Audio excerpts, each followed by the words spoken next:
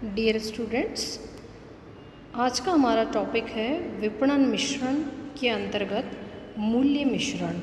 अब जैसे कि पहले वाले लेक्चर्स में मैं आपको ऑलरेडी ही बता चुकी हूँ कि विपणन मिश्रण का अर्थ क्या होता है।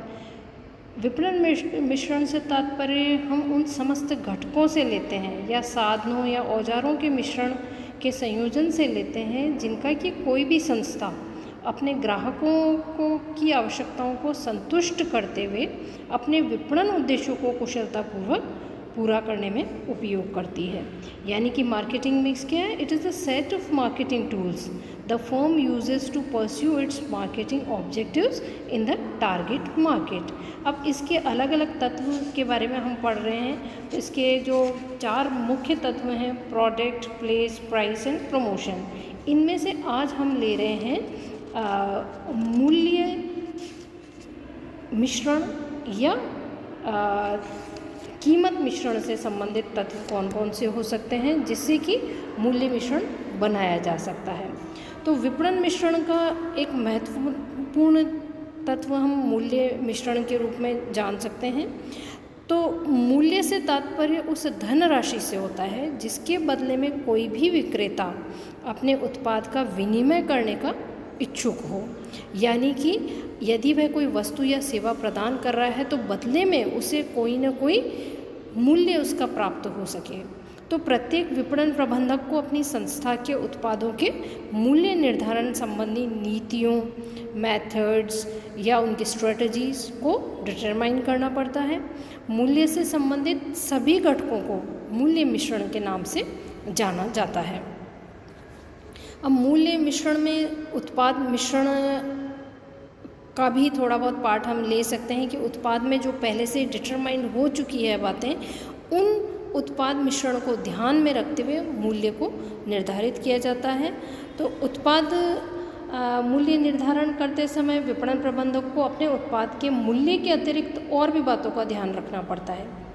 ये किसके अंतर्गत है? उत्पाद मूल्य निर्धारण के अंतर्गत क्या क्या चीज़ें ध्यान रखनी पड़ती हैं, जैसे कि नकद छूट है, उधार की अवधि क्या है, भत्ते कितने दिए जाएंगे, उधार की शर्तें क्या रहेंगी, साथ ही साथ परिमाणात्मक छूटें कौन कौन सी दी जाएगी। यानी कि कैश डिस्काउंट क्या होगा, अगर उधार दिया जा रहा है तो what will be the time limit of that particular loan. साथ में ये भी देखना पड़ेगा कि कौन कौन सी ऐसी शर्तें होंगी जो कि उधार के साथ लागू होंगी। जैसे कि उसकी अवधि की शर्त हो सकती है कि जो उधार दिया गया है वह 6 महीने में चुकाना है, पर्टिकुलर मंथ में कितनी इंस्टॉलमेंट आएगी, रेट ऑफ इंटरेस्ट क्या होगा, क्या उधार नहीं चुकाया जाता है तो उसके लिए रिस्पॉन्सिबिलिटी किसकी होगी, साथ ही साथ उसमें डिस्काउंट कितना दिया जा रहा है। तो ये सब बातें उत्पाद मूल्य निर्धारण के समय में ध्यान रखी जा सकती हैं। साथ ही साथ किसी भी उत्पाद में या सेवा में अगर मूल्य उसका निर्धारित किया जा रहा है तो उस समय मूल्य से संबंधित स्ट्रेटजीज भी डिटरमाइन की जाएगी। फॉर एग्ज़ाम्पल यदि हम ले तो नवीन उत्पाद है उसको प्रस्तुत करना है तो उसके लिए न्यू मार्केट में प्रोडक्ट की जब एंट्री होगी तो वो एंट्री कौन सी स्ट्रेटजीज़ के तहत होंगी, यह भी ध्यान रखना आवश्यक है। जैसे कि कीमत निर्धारण से संबंधित स्ट्रेटजीज हो सकती है कि मलाई उतार व्यू रचना हो सकती है, स्कीमिंग द क्रीम या स्कीमिंग द मिल्क से संबंधित कीमत की व्यू रचना हो सकती है, या छूट से संबंधित व्यू रचना हो सकती है, कोई सैंपल से रिलेटेड हो सकती है। तो ये सब कीमत निर्धारित करते समय स्ट्रेटजीज को ध्यान में रखना ज़रूरी है। अब जब कोई भी उत्पाद या सेवा मार्केट में प्रेजेंट होता है, लॉन्च होता है, तो उससे पहले जब मूल्य निर्धारित किया जाता है तो वो मूल्य निर्धारण करने के लिए अनेक घटक होते हैं, वह घटक उसको डिटरमाइन कर सकते हैं या इफ़ेक्ट कर सकते हैं। तो ऐसे कौन कौन से घटक हो सकते हैं, जैसे कि हम देखते हैं कि मूल्य निर्धारण का उद्देश्य, सबसे पहली चीज़ इसमें देखी जाएगी कि जो उत्पाद है उसका कितना मूल्य निर्धारित किया जाना चाहिए और उसका उद्देश्य क्या है। क्या वह लाभ कमाने के उद्देश्य से उसका मूल्य निर्धारित किया जा रहा है या समाज सेवा से रिलेटेड उसका मूल्य निर्धारित किया जा रहा है। साथ ही साथ उत्पाद सेवा की मांग कितनी है, मार्केट में डिमांड कितनी है, उसी के अकॉर्डिंग प्राइस का डिटर्मिनेशन किया जाएगा कि यह उत्पाद अगर बहुत ज़्यादा डिमांड में है तो डेफिनेटली उसकी कीमत हाई रखी जा सकती है। यह भी देखा जाएगा कि सेवा किस तरह की प्रदान की जा रही है, जैसे कि इंश्योरेंस है, पैकेजिंग है या वेयर हाउसिंग है। तो इस तरह की सेवा की मांग मार्केट में कितनी ज़्यादा है उस पर डिपेंड करेगा कि उसकी कीमत कितनी निर्धारित की जाए।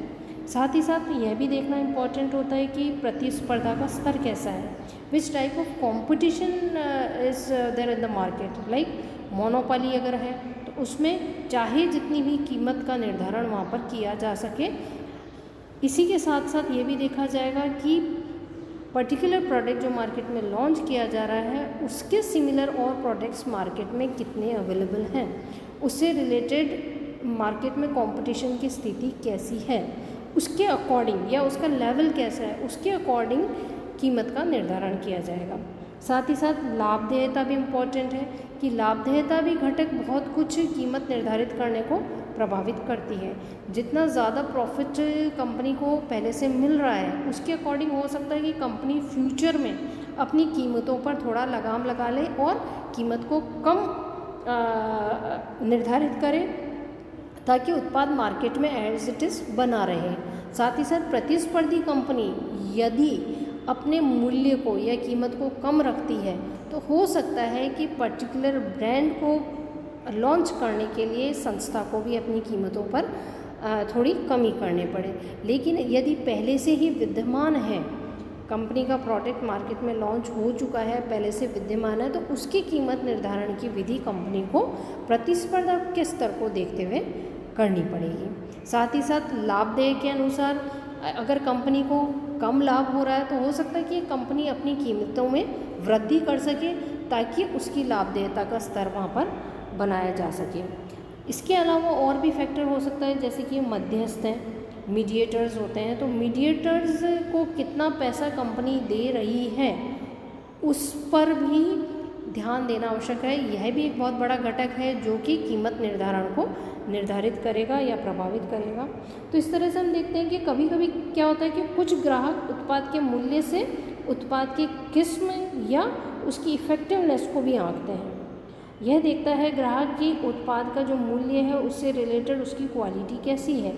तो ऐसे में मूल्य निर्धारण में साइकोलॉजिकल फैक्टर्स भी बहुत बड़ी एक अपनी भूमिका अदा करता है और इसी प्रकार संस्था की ख्याति निर्माण के लिए भी मूल्य ऊंचा रखना पड़ता है। फॉर एग्ज़ाम्पल अगर हम ब्रांडेड कंपनीज़ को देखें, जैसे कि यदि आप मार्केट में कपड़ा लेने जाते हैं तो कपड़े के नाम में आप रेमंड्स अगर कहते हैं तो आपके दिमाग में मनोवैज्ञानिक या साइकोलॉजिकल फैक्टर ऑटोमेटिकली आ जाएगा कि इसकी प्राइस तो हाई होगी in comparison to other brands available for the cloth industry in the market. इसी के साथ में और एग्जांपल यदि हम लेते हैं किसी भी ब्रांड का लेते हैं, suppose if you take mobile, तो मोबाइल में भी आप देखेंगे कि पर्टिकुलर ब्रांड जिस ब्रांड का मोबाइल ख़रीदने जा रहे हैं, सपोज़ एप्पल का लिया आपने, तो एप्पल सुनते ही आपके दिमाग में एक कीमत निर्धारण से संबंधित जो फैक्टर आएगा वो आएगा कि ऑटोमेटिकली इसकी प्राइसेस तो हाई होंगी। तो इस तरह से साइकोलॉजिकल इफ़ेक्ट भी ग्राहक का ध्यान में रखते हुए वस्तु या सेवा का मूल्य निर्धारित किया जाता है।